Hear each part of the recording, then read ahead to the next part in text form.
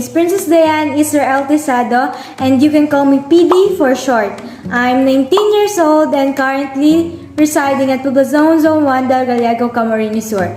And I'm currently taking up Bachelor of Secondary Education, major in English.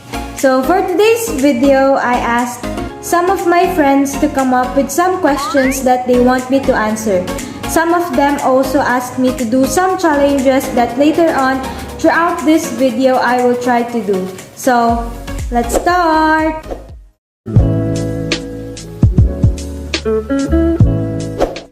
So before we start, please don't mind the background noises.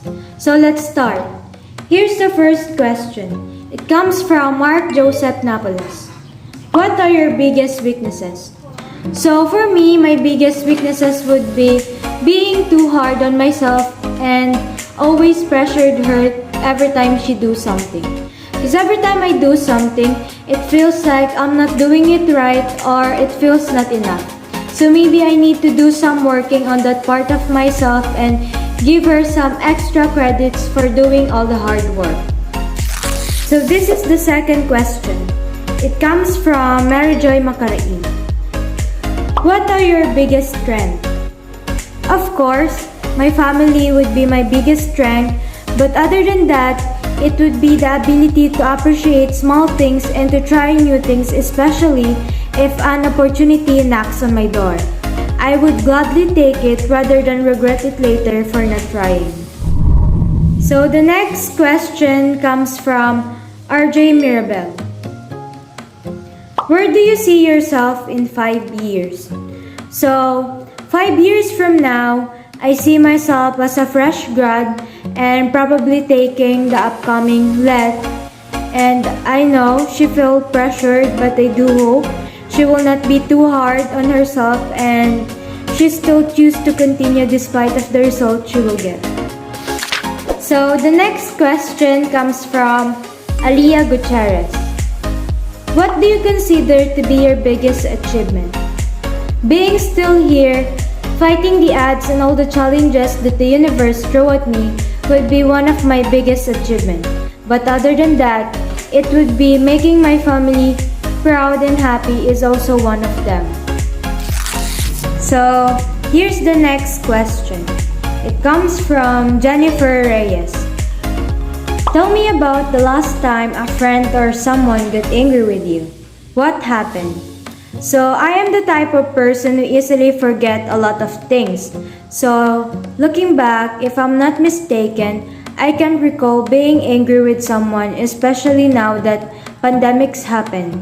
It limits a lot of social interaction that I could have done. So, the next question comes from Shane Rafa. Describe your dream job. I don't have any specific type of job that I want, but as long as it can support my family needs and some sort of their and my wants, that would be good. So the next question comes from Franklin Malinaw. What kind of school environment do you like best? So for me, face-to-face classes would be the best type of school environment that a student like me needs, especially in terms of learning and enhancing different skills that we need to keep up with how the real world works. The next question comes from Micaela Franz Borja. Tell me about the toughest decision you had to make in the last 6 months. This last 6 months, choosing what to take for college would be the toughest decision I made because choosing what college degree you want to pursue is like a stepping stone for what career you would choose in the near future. The last question comes from Ian Paloyo. Tell me how you think other people would describe you. So other people would probably describe me as shy and timid. Well, that's true. I'm shy. Before I do something, I build a lot of courage before doing it. That's why when I do it, I'll make sure that I've done it well. And also, I love seeing myself doing the things I thought I can. That's all the questions that my friends asked me to answer. Now, let's move on to part 2. Let's do the challenge. So let's move on to the second part of this vlog. Let's do the challenge. So the first one comes from @haken_xv. Please read the following words: apple, baseball, granite, debut, fancy, hippopotamus, Indian, wacky, cocoa, nocturnal, penicillin, ceremony, salmon, tantalizing, cupboard, guitarist, cacao, meringue, broccoli, attic, attendance. So now, let's move on to the last challenge. It comes from @exo_l. Please read the following tongue twisters. So I'm not really that good at reading tongue twister, but I will try my best. So here's the first one. Betty bought a bit of better butter. Get a better water heater. The brittle metal snapped.